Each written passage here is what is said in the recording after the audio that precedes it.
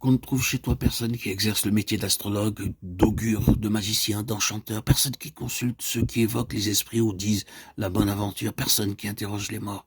Car quiconque fait ces choses est en abomination à l'Éternel, et c'est à cause de ces abominations que l'Éternel ton Dieu va chasser ces nations devant toi. Deutéronome 18, 10, 12. Comprenez-vous quelle est l'attitude de Dieu envers les machinations de Satan et ses contrefaçons? Toute la guerre de Canaan se résume dans ces paroles. C'est à cause de ces abominations que l'Éternel, ton Dieu, va chasser ces nations devant toi. Dieu ne luttait pas contre la chair et le sang, mais contre les puissances sataniques. Jéricho, en tant que ville principale du pays, et le pays tout entier devait être rempli de ces emblèmes, autels, idoles, obélisques, statues et nombre d'autres accessoires de culte, qui témoignaient autrement que le pays était en la possession du prince des ténèbres et que ses habitants étaient comme imprégnés de ses forces naturelles, du sous-monde auquel il s'était livré. Dans cette phrase se trouve condensée la seule vraie signification de la guerre de Canaan.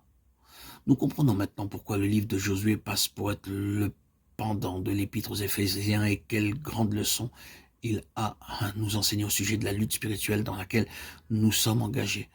Certaines conditions furent imposées à Israël quant à l'autorité qui lui serait conférée vis-à-vis des habitants du pays, et cela indépendamment de la guerre elle-même. Dans Deutéronome 11, 8, 9, nous lisons « Vous observerez tous les commandements que je vous prescris aujourd'hui afin que vous ayez la force de vous emparer du pays où vous allez passer pour en prendre possession. » La première de ces conditions était une obéissance implicite à la parole de Dieu, faute de quoi cette autorité ne leur serait pas accordée. Ceci, de nouveau, nous montre l'importance vitale qu'il y a à nous nourrir de la parole de Dieu et à chercher à en être éternellement pénétré, que notre esprit en devienne vraiment fort. Vous observerez tous les commandements afin que vous ayez la force de vous emparer du pays et d'en prendre possession. Cette obéissance totale au commandement de Dieu impliquait que les Israélites ne devaient avoir aucun contact quelconque avec les choses que Dieu leur avait interdites. Revenons à l'histoire de Jéricho afin de rendre ce point encore plus lumineux. L'Éternel avait dit à propos de Jéricho, la ville sera dévouée par interdit, Josué 6, 17.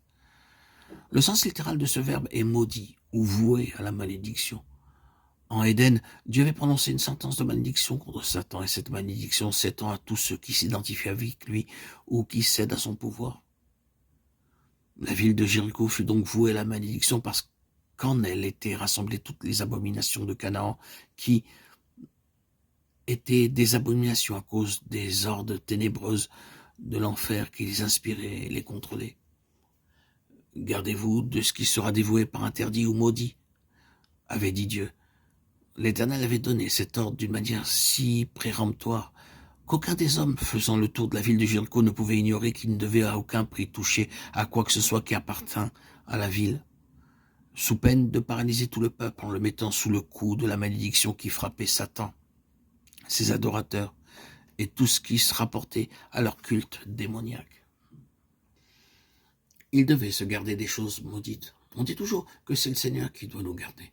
Mais il y a des choses dont nous devons nous garder nous-mêmes, car le Seigneur n'accomplira aucun miracle pour nous empêcher de toucher à une chose défendue par lui. Il ne faut pas charger le Seigneur de faire pour nous ce qu'il veut que nous fassions nous-mêmes. Celui qui est né de Dieu se garde lui-même, et le malin ne le touche pas. 1 Jean 5, 18. C'est ainsi que réside le secret de la victoire.